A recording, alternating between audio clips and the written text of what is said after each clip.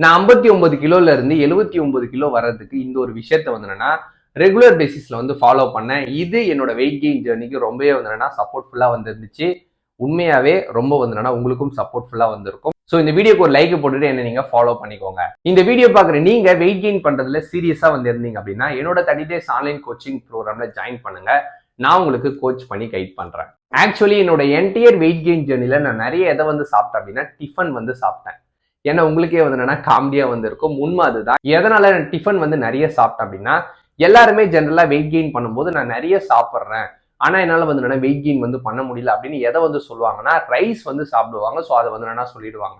நானுமே ரைஸ் சாப்பிடும் போது அதிகமா சாப்பிட்றேன் அப்படின்ற மாதிரி தான் வந்து நான் நினைச்சிட்டு இருந்தேன். ஆனா என்னோட வெயிட் வந்து கெயின் ஆகுற அளவுக்கு நான் வந்து சாப்பிடல அப்படின்றது போக போக தான் எனக்கு வந்து புரிஞ்சுது. ஒன்ஸ் நான் எப்போ வந்து டிஃபன் ஐட்டமா இட்லி, தோசை, சப்பாத்தி இந்த மாதிரி நான் சாப்பிட ஆரம்பிச்சனோ ஈஸியா நான் எவ்வளவு குவான்டிட்டி வந்து சாப்பிட்டேன், இப்ப சாப்பிட்டு இருக்கேன் அப்படின்றது